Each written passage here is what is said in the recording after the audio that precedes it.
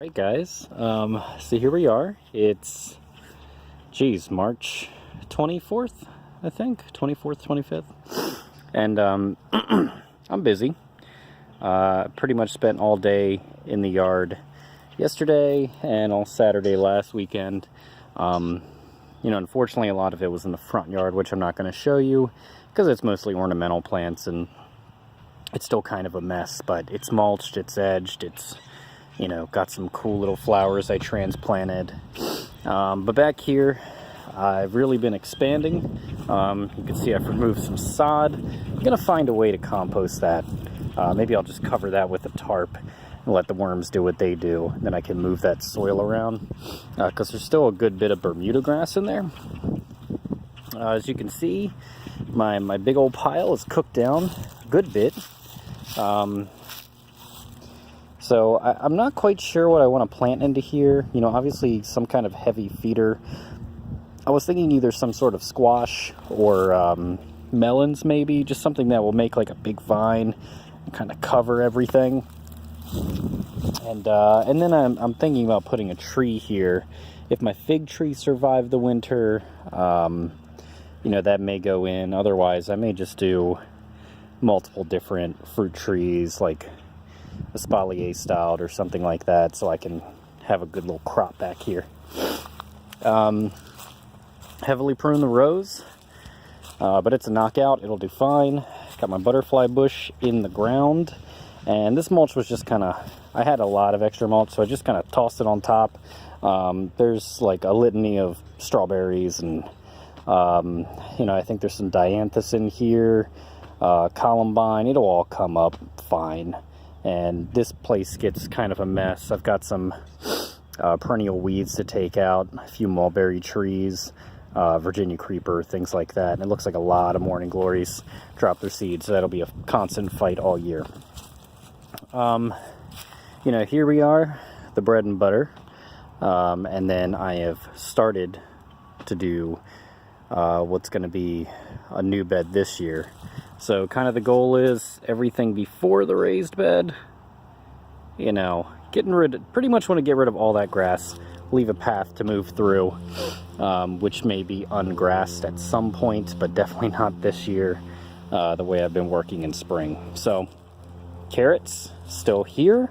They'll be going to seed this year, and these were kind of like my mutant, like hybrids from just like a random burpee packet or something. So I may keep this chain going and maybe mix in some genetics of new carrots, because I have like 7 different kinds now on top of whatever these randos are.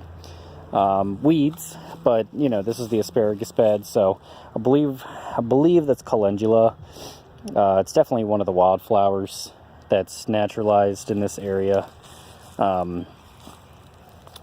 Got some garlic, forget which variety. Believe silver skin. There were silver skins and artichokes. I put one here, one there, and there's music garlic right there as well. So 3 different types of garlic, 2 soft neck, 1 hard neck variety. Here's my strawberries, and unfortunately, it doesn't look like the artichoke's going to come back this year. So I may just move away from artichokes. I covered it with straw, and honestly, I don't want to do a whole song and dance to try to preserve it every single year. Kales and cabbages doing okay. I didn't plant them early enough last year, so I'm not sure if I'll get a head out before they bolt. So I may just take the leaves and turn into like a sauerkraut or a kimchi, some quick pickle ferment thing. I have multiple different new strawberries in here. So everywhere you see a little butter knife, a clear butter knife, so you probably won't see them at all. I've got them speckled in here, there, way over there. Just wanted to keep them relatively separate until I figure out, where their permanent home will be. This whole strip right here, that was my path last year.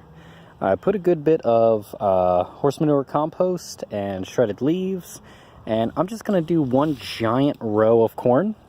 I'll do a mixture of My Bloody Butcher, and I just got some Pungo Creek this year. Also Bloody Butcher, but it's a landrace variety from like Northern Virginia, so not far from me.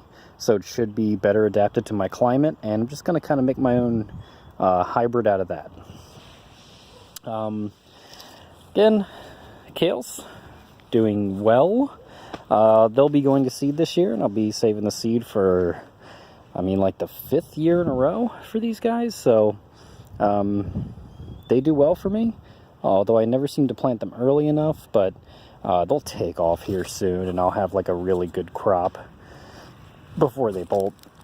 Hyssop right there. And so over here, pretty much all my greens died except for the cabbages, and looks like one endive survived. But I decided to put my aronia berry in the ground here, and I've got a couple cone flowers on either side. And then right here, even though they're really snug up against each other, I went ahead and put gooseberries in. So these will probably be heavily pruned just so they're not all over each other. But I had 6 gooseberry plants, and I didn't really know what to do with them all. But they're definitely 2 different varieties. They just act very differently. One I got from another person, one I just bought from the store. So we'll see how they do. I've actually yet to see the gooseberries. I've had the Josta berries up front fruit. So I'm not sure what's going on there. Just mulch this, cut the rows back. And you got a few guys. I believe that's foxglove popping up, and that's sea holly. More strawberries in here. I'll probably make this, you know, this is more of a flower bed, even though squash did really well in here last year. Now here's one of the things I worked on yesterday, and it doesn't seem like I did a whole lot. But the soil has been very wet because we had a pretty heavy rain. So, you know, my goal is to do what I did here, all around the sides there, and all around this side as well. So it'll be one giant herb garden around, and, you know, I've been speckling herbs all over the yard, and it's been pretty stupid because I'll have to walk all the way out there for basil, you know. And if I'm just making dinner, I want to fly out, grab something real quick. And if I want to keep an eye on things, this is a great place to have things to keep an eye on. So over there on the right side, it's heavily mulched, just because there's like a ton of well, I mean, I removed probably the first inch of soil. So, you know, I want to keep that nice and covered. And there's probably a good bit of weeds that are going to kind of try to come through. Over here are some cuttings and a grape I bought from the store. I've just had the grape outside for the past few weeks, so it may not survive. Because it's been a bit cold and it didn't seem to be in great condition when I got it. Just up potted my tomatoes here. They're doing pretty poorly from my last video. Especially look at this guy. He's not looking great, especially for someone that's been growing indoors for almost 2 months. Still got some of the crispy little leaves here, so you know, from now I'm just going to start hardening them off. I put them in better soil. If they don't respond well from this, then, you know, who knows. But I'm going to make them work. And so some I up potted here in these quart containers. Also I potted my petunias and a couple celeries and my strawberries. All my outdoor plants here. The tomatoes I've yet to up pot. A few other, you know, little flowers and stuff like that. Herbs. More herbs and flowers. Stuff for work that I'm actually doing. I started seedlings for them. Geez, man. Peppers. Herbs. Eggplant, tomato hydra, coleus, more peppers, ground cherries, tons of stuff. So another thing I'm going to try here. This will be my little incubation container. So I've got 2 tomatoes that I figured were worth the sacrifice if they don't make it. And a couple 9-cell starting trays with different greens. It's like I think like spinach, orich, lettuce, maybe chard. I forget which ones I put in there. I'll know when they come up. So, you know, we're just going to see if I'm just going to leave them there overnight. Daytimes will get pretty warm, but, you know, we max out around like 60, 70 this time of year, so it won't get too crazy hot. And then here, nothing too wild. I got these bamboo stakes, and I'm going to put trellis between these. I measured them out so the trellis will fit, and I'll just zip tie it to them. And then I put little peas in here. Oh, look at that. It's already sprouting a little bit. So put some peas in there, and we're just going to watch them grow.